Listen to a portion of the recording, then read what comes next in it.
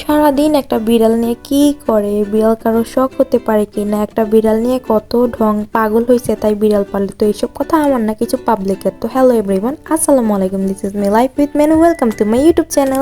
আজকে আমার বাসায় একটা ছোট্ট মিনি বিড়াল আনছিলাম আর তার নাম মিমি। আর দেখো আমার মিমি এসে আমার বাসায় একদম ফুলের টপটা ফেলে দিয়েছে। এখন তো সে আমার কাছে আসতে খুব ভয় পাচ্ছে, যেহেতু সে একটা বাসায় নতুন আসছে আর মাকে ছেড়ে আসছে, তাই হয়তো বা ভয় পাচ্ছে। কিন্তু তার ভয়টা দূর হয়ে গেছে মাত্র 2-3 মিনিটেই, মানে 1 ঘন্টার মধ্যে সে আমার কাছে এত ফ্রেন্ডলি হয়ে গেছে। দেখো কি কি দুষ্টুমি করছে। সারাদিন একা থাকার থেকে একটা মিষ্টি সঙ্গী থাকাটা অনেক ভালো।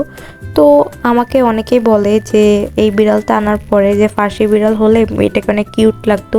তো আমি তাদের জন্য একটা কথা বলি, ভাই ফার্সি কিংবা অন্য কিছু তাতে কিচ্ছু আসা যায় না। আপনি যদি কাউকে ভালোবেসে থাকেন তাহলে তার চেহারা নয়, তাকে মন দিয়ে ভালোবাসতে হবে। এমনিতেই আমার মিমি অনেক কিউট আছে, হয়তোবা তার গায়ের রংটা অন্যরকম। এটা যদি কাদের ভালো লাগে কি না লাগে, দ্যাটস ওয়াই, আমার এতে কিছুই আসা যায় না। আর এই দেখে আমার মিমির সাথে আমি অনেক দুষ্টুমি আর টাইম স্পেন্ড করে ফেলছি মাত্র 2 দিনে। কারো বিশ্বাস হচ্ছে কিনা জানি না।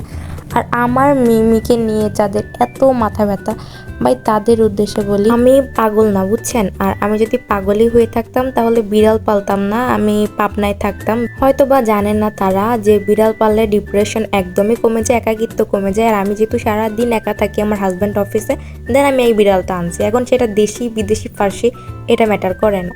আর দেখো আমার মিমি, আমি রান্না করছি, ওর একদম দুষ্টুমি শুরু হয়ে গেছে। আর এই দুষ্টুমির জন্য কত বকা খায় আমার কাছে কে জানে। আবার কেউ বুঝছেন না, আমি ওর গায়ে হাত তুলি একদমই না, ওর সাথে একটু দুষ্টামি করে বকা দিই।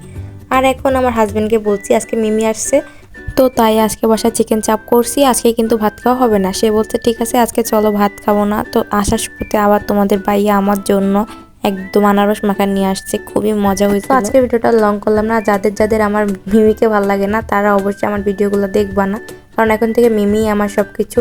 আর মিমিকে ছাড়া আমি চলতেই পারি না, আমি বাসায় সারাদিন একা থাকি, এখন মিমি আমার সব কিছু। ভালো থাকবো, সুস্থ থাকবো, আল্লাহ হাফেজ, লাভ ইউ।